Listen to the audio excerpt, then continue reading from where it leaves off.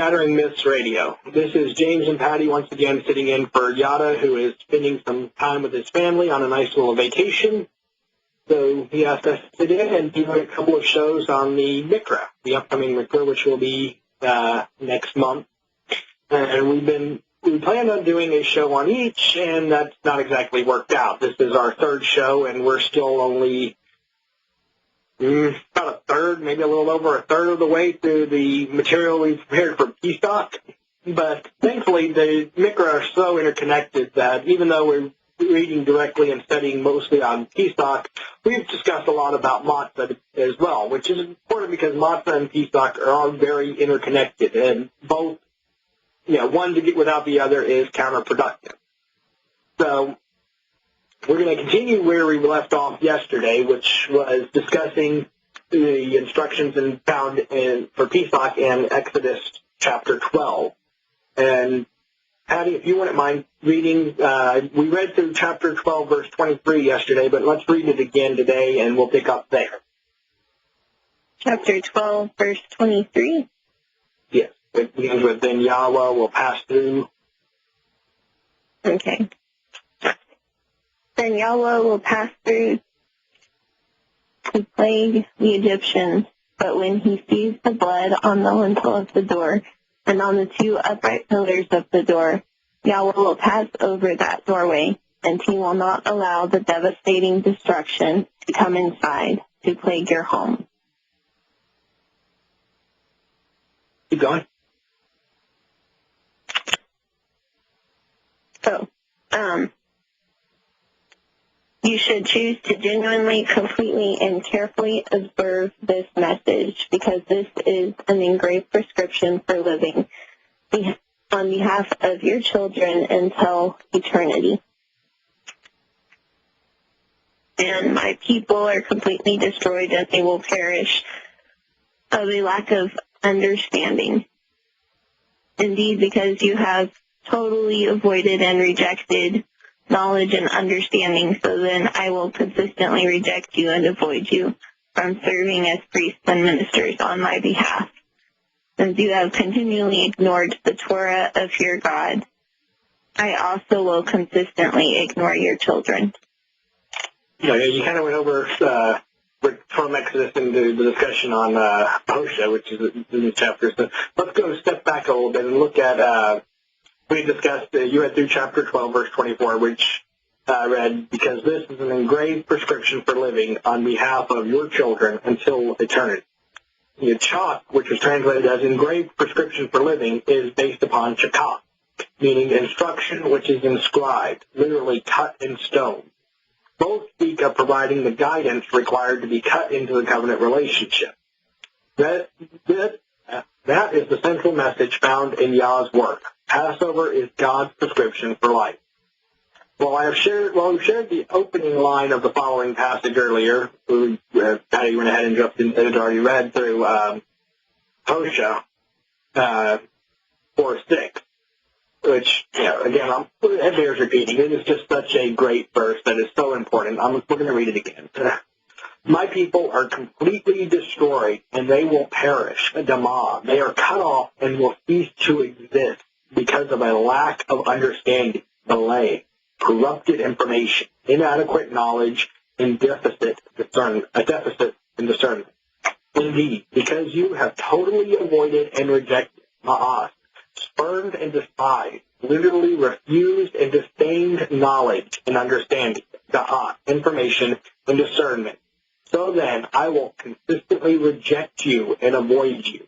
I will actually disassociate from you and will rebuff from serving as priests and ministers, kahan, from acting as counselors and clerics on my behalf.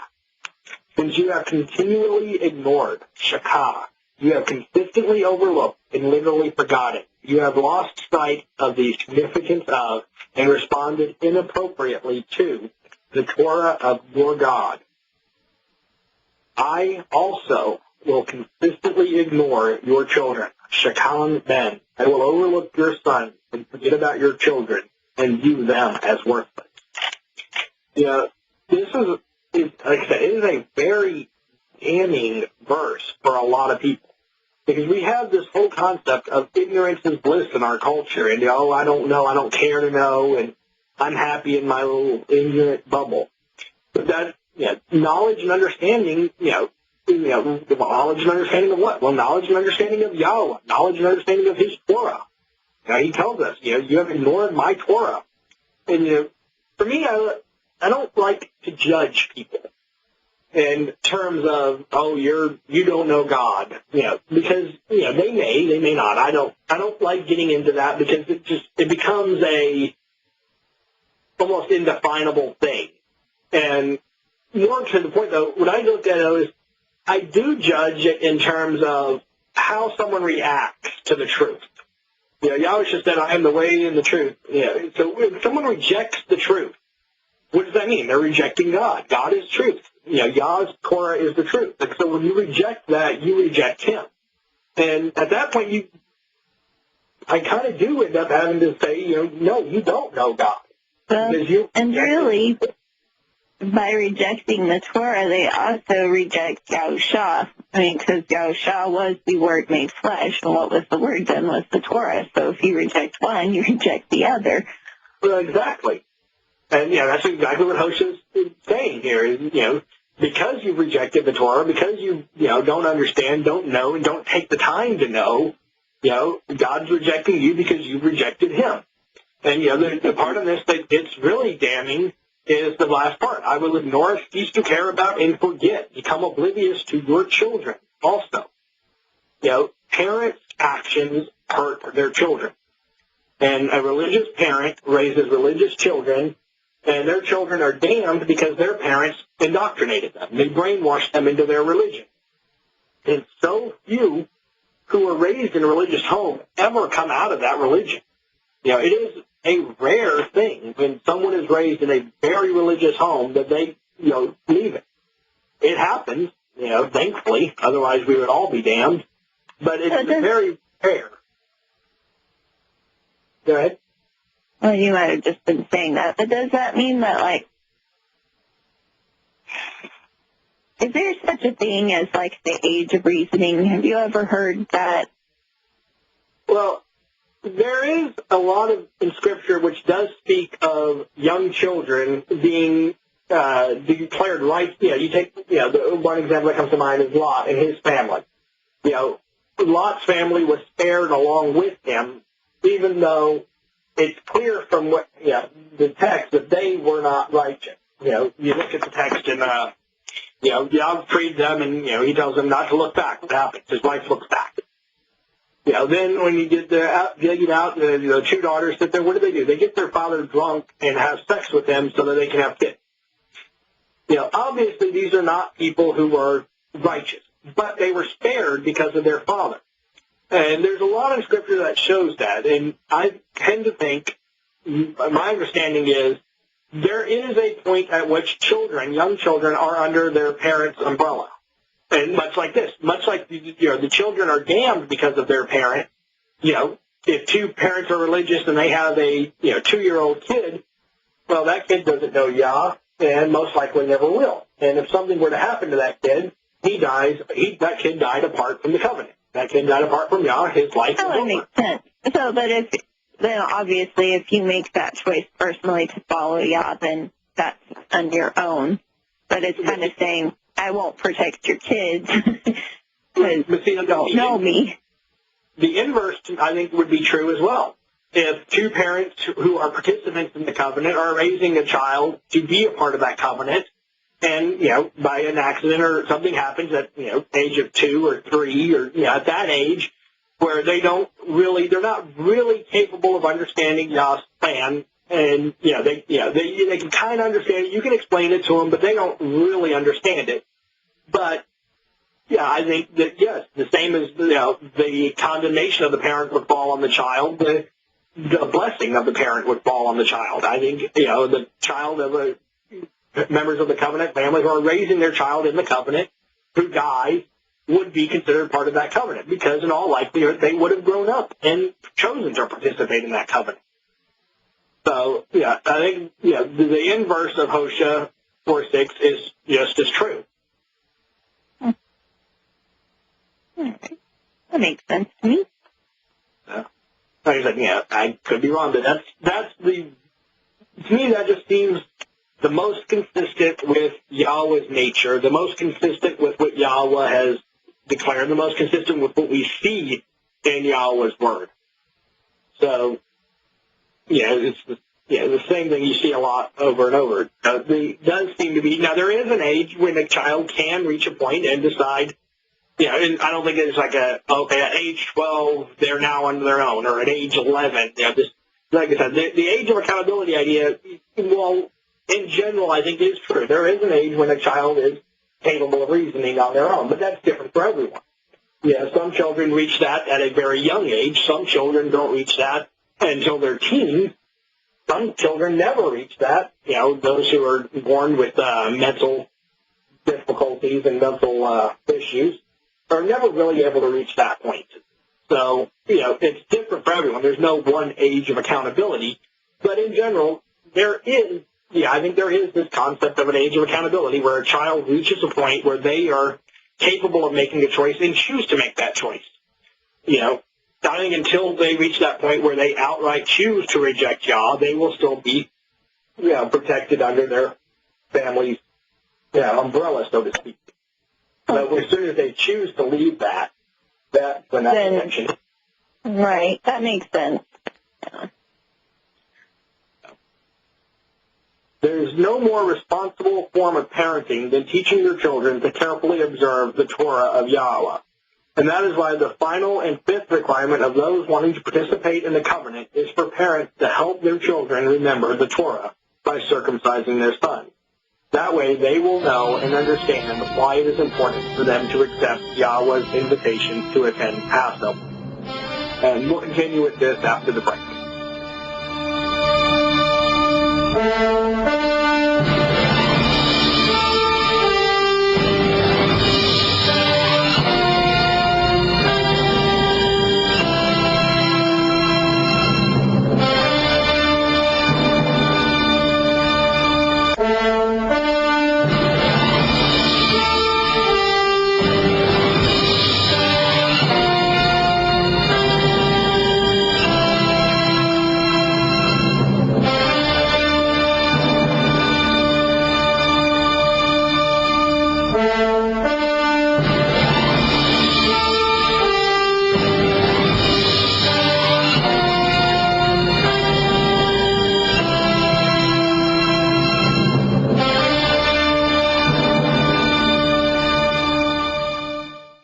Welcome back to Shattering Myths. Before the break, we were discussing Hosea 4:6, and we got into talking about raising your children in the covenant. And I got to be thinking, every parent wants to be able to give their children what they didn't have.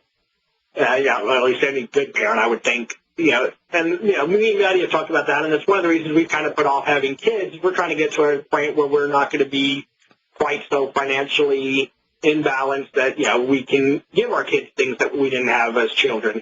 And, I was thinking about it, though, we're going to be able to give our kids something that we never had that is really the greatest thing in the world, which is to raise them as part of Yahweh's covenant.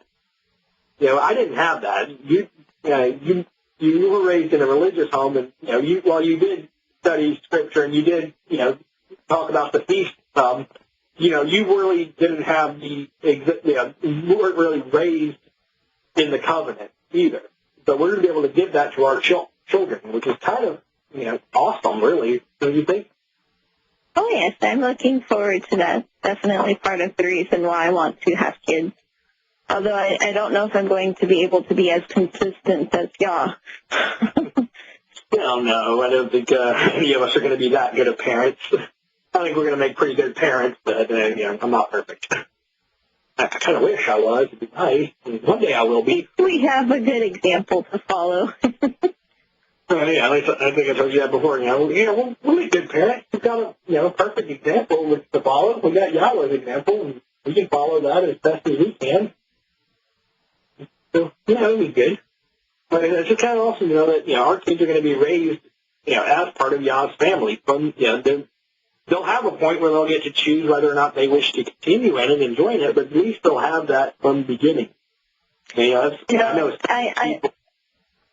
Go ahead. I'm definitely excited about that. Well, and especially with, like, the approach to this is kind of talks about several different religions and why they're wrong and also the right way, which, I mean, we wouldn't do with them when they're really young, but I always remember one of my science teachers, and she had twin boys, and she purposely raised them with no religion. She tried not to influence them in any way to make a decision. I mean, I think she was Christian, technically, or whatever, but she purposely tried not to, you know, she would give them information if they wanted it, and she tried to encourage that, but she didn't really indoctrinate them. She didn't really, like, you know, make them go into it. And there was a part of me that just respected that on the level of being that support for them, but kind of letting them take their own journey to get to know God and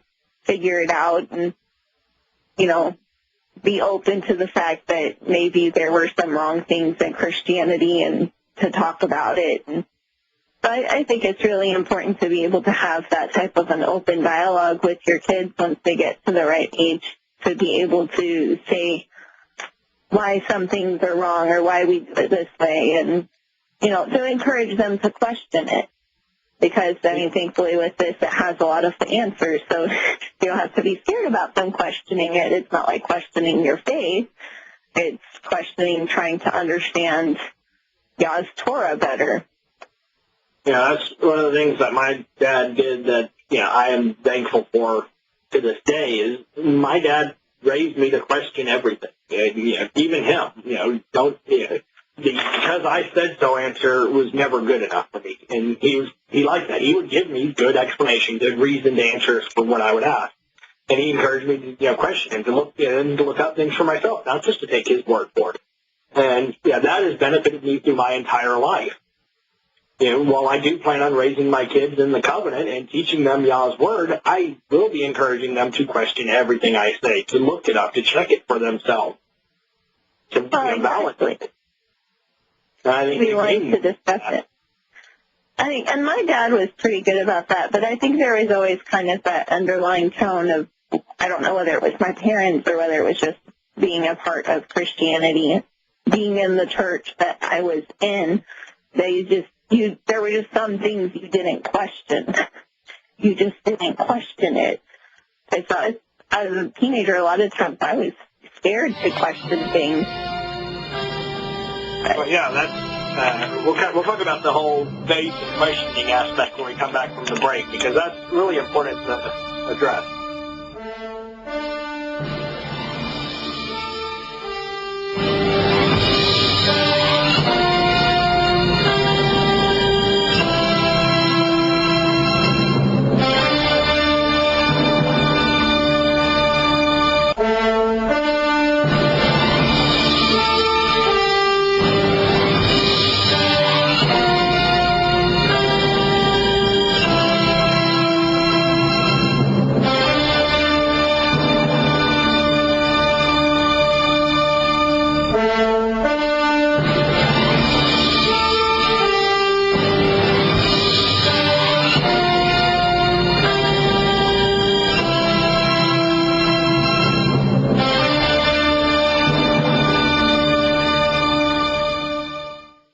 Welcome back to Shattering Myths. Before we left for the break, we were talking about questioning and religion and faith and all of that. And, Patty was talking about how, you know, she questioned a lot of things in her religion, but at the same time there were certain things that were kind of, you would say almost like taboo, where you kind of didn't question it because, you know, it was uncomfortable.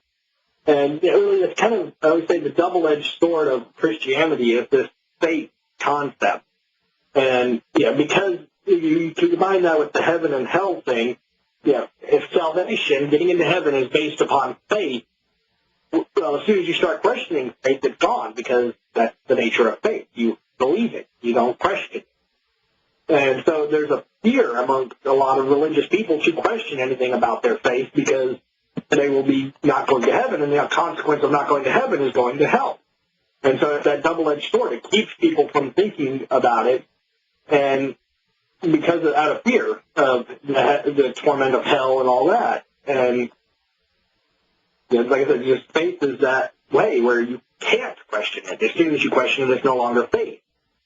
And I think that Christians struggle with that a lot because even like contemporary songs, a lot of the contemporary Christian songs that I listened to when I was a teenager, several artists had a song at least along that thread of what do I do when they come at me with all this scientific knowledge and everything, and I feel my faith shaken, and so, which was talking about then drawing closer towards your faith. But, it's a hard thing for a lot of Christians because they feel threatened because when you start questioning that, well, it's not easy. It's uncomfortable. And if you question one thing, you have to question all of it. And then you might have to change entirely. And we're so brought up in that mindset that that's wrong and that then you would be leaving God or something. So just most of the time they don't even want to go there. Yeah. I mean, that's like, you talk about it, if you question one thing and then, you got to start questioning everything, Yahowah told the story before of how he left Christianity and it was all over one word.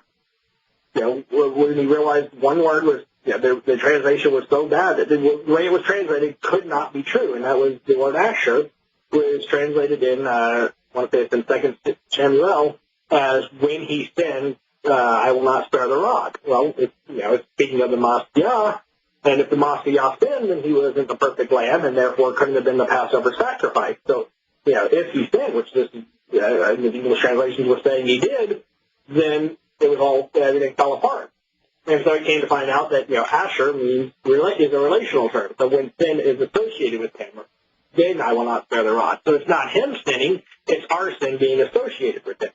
But it became, it was that slippery slope. Once he realized that, it was like, okay, well, what else is wrong?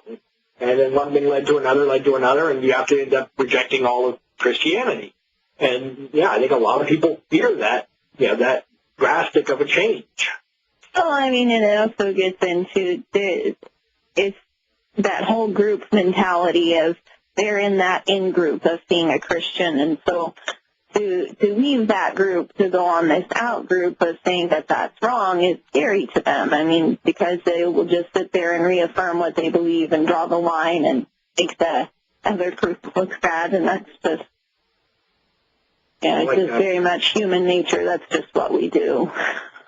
Yeah, I've heard a couple of people talk about their time in Christianity, and now looking back on it, like, we get together every Sunday in church, and we pretend together.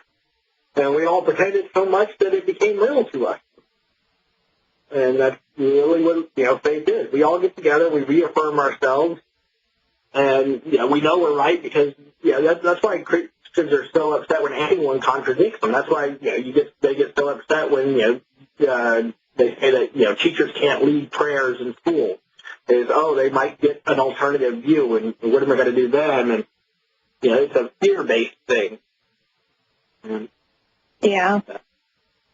So there's, like I said, that's just, when you get away from that and you realize, that's why I love looking at the example of Abram and Yahowah, their relationship. And Abram wasn't afraid to question Yah, to challenge him. Yah wants us to question him. We should not be afraid to question. Questions. What, go ahead. You look at that. Abraham wasn't afraid to question him, and then Moshe wasn't afraid to tell him no.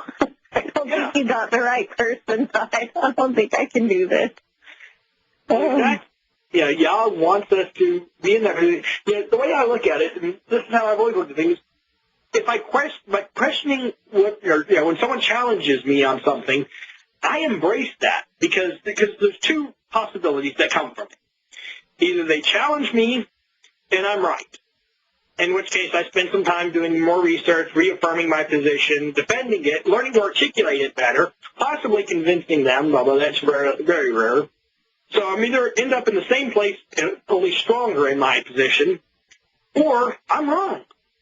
And I want to know if I'm wrong. I don't want to go through life with an errant view. If I'm wrong, I embrace finding out when I'm wrong. But my thing goes back to, you got to prove me wrong. And if you can prove that I am wrong, I have no issue with admitting I'm wrong. And to me, that's the only thing to think about is, what is going to better your life? To continue being in an errant position because it's comfortable, or to learn the truth and embrace the truth?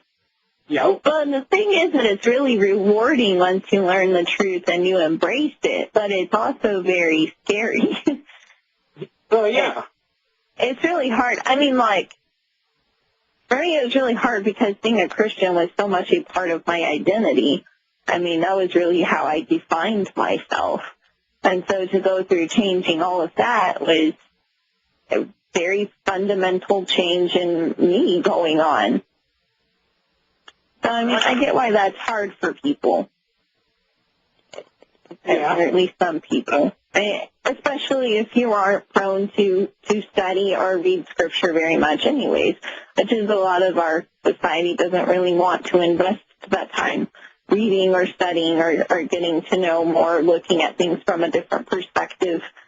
They would rather just have the easy way out and then, maybe a couple of feel-good things and maybe some good stories and other stuff, but they don't want to have to actually study. Well, yeah, like I said, it goes back to that whole faith thing, and, okay, I believe Jesus died for my sins, I'm saved, good, let's go party. And that's kind of where I'm a bit lucky. It's benefit and a curse coming from where I came from, and my perspective was, for me, coming to know Yah and embracing the covenant and the Torah was much more organic. It was a growth from where I was. Whereas I think for Christians, it's a much more abrupt change. For me, it was a slow metamorphosis of slowly incorporating this in and working on it. Whereas with Christians, you come from that perspective, you have to be able to reject a lot of what you've known and what you thought was true, and then embrace the truth and then incorporate that in. So it's a lot more. Well, I mean, it's not even just Christians. It's coming from any religion. Well, yeah. I use Christian. It's more common. I know a handful of people who came from Judaism and a handful of, actually I don't know anyone who came from Islam, but it's much more Christians as far as religions go that come to know Yah through the Torah. The thing that's really hard with Christianity, too, is that so much of it is so close to the truth. It's really hard to catch the very significant bit that is not. Oh, exactly. Yeah, it's just for me, now, at the same time, it's a bit of a deficit because I have a hard time. I don't have quite as hard time as I used to because I've talked with you so much about this, and, as we were dating and even early in our marriage, this was till today, probably the most frequent topic of conversation. I can understand the Christian perspective a little better now, but because I didn't come from that, I don't really understand it as well, and I'm not able to engage with Christians as well as, you would be, or even Yada. Well, I don't even know. Oh, yeah, I think Yada does splendidly good. Larry, too. I try, but I have a hard time because I want to pull the Bible out and even just use a regular translation because, it's still there, and just read that and be like, look, it says it right here. Why can't you see that? Can't I just read that to you and you can get it? But apparently that gets Bibles thrown at me, so that doesn't work well. Yeah. But when you come from that, like I said, there's a benefit and deficit coming from each perspective. But coming from a religious perspective, you have to unlearn a lot. It's an abrupt change, and you got to really change a lot about your life. But like I said, then you're in a better position to understand. You can understand when you present something to a Christian why they reject it more so than I do. To me, I'm just like, well, this is clear as day. How can you reject this? Oh, yeah. And so, although I think tend to be sometimes people coming from the Christian perspective get a bit angry at first, realizing they were lied to, and then they're almost a bit too aggressive when dealing with other Christians. So, there's all that to it as well. When you find out you've been lied to your whole life, it tends to kind of put you on edge. But going back to there's something I was going to talk about. I'm trying to bring it up, and then we got covered on something else, but I wanted to, it was something important to us. Yeah. I really consider myself blessed in two ways. that a lot of people I know don't have, and I really, I feel so bad for them because they don't. And one is I can share Yah with my spouse. We love to engage and discuss Yah's Word, to study the Torah together. Like I said, it's our favorite topic of conversation. But I know so many people who have embraced the covenant and their spouse hasn't. They're on edge about it. They're interested but not real interested, or outright rejected. And I feel so bad for them. And I wish I could help them. And I just can't imagine what that would be like, because I know when I'm studying Scripture and I come across something interesting, the first person I want to tell is you. Yeah.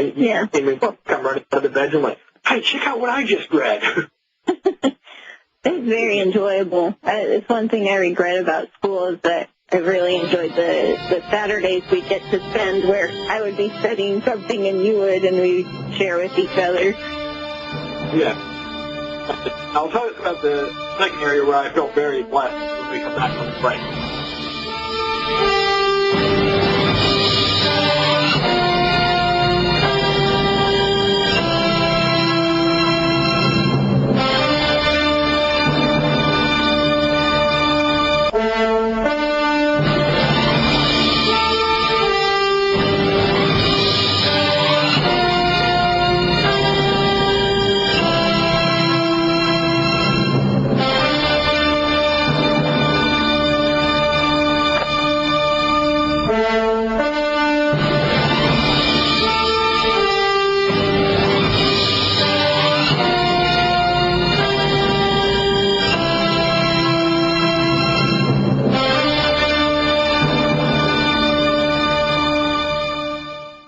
Welcome back to Shattering Myths.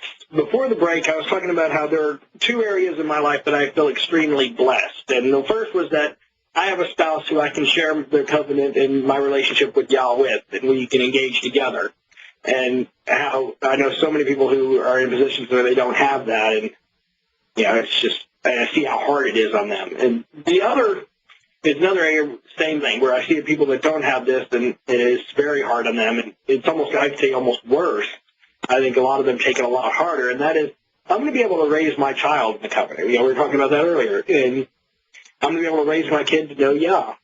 And I know people now who have left their religion with their children, and they're teaching their children that, and they get that benefit, and they're loving it.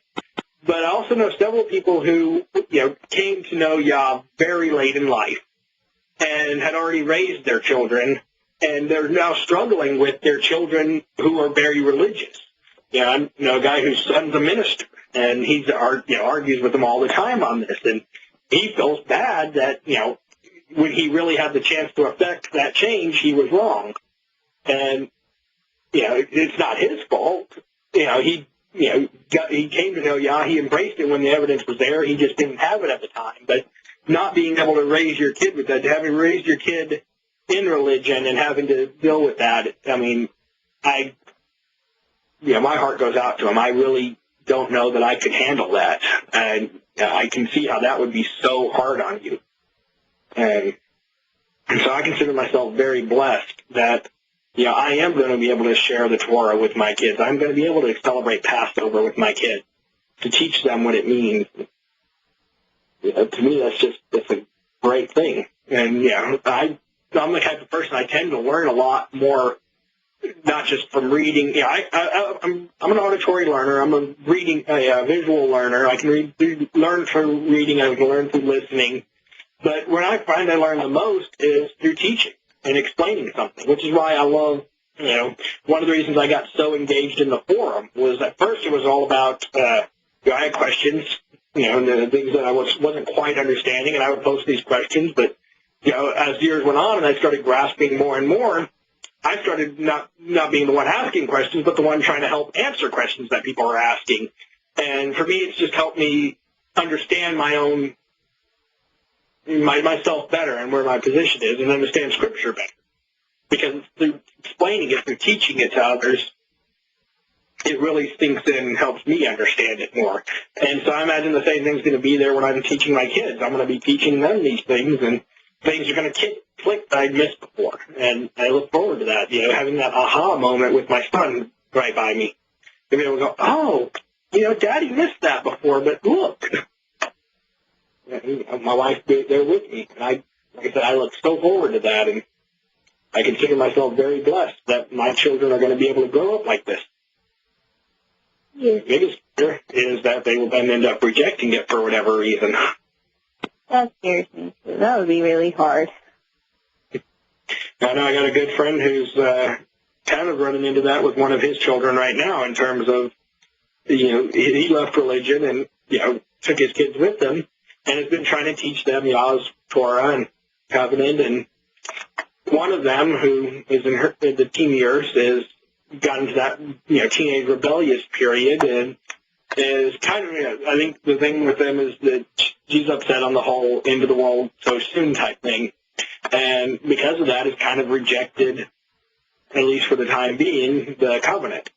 Doesn't want to have anything to do with it now. And I've seen how that's, affected him. Well, that can be a really hard thing to deal with when you're a teenager. Yeah. And like I said, I'm thinking it's probably just going to be the rebellious teen period, and there's not much you can do about that.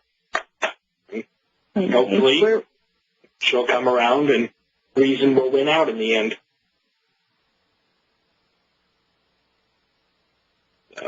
Anyways, I think we went off on a bit of a tangent there for a while, and it was a discussion I was enjoying, so I don't mind that. But if you're ready, we should probably get back to discussing Exodus, unless you had anything else you wanted to add, Patty. Oh, we're good, so we can get back to that when we get back. Yep. When we return from the break, we'll return to Exodus chapter 12, verse 25.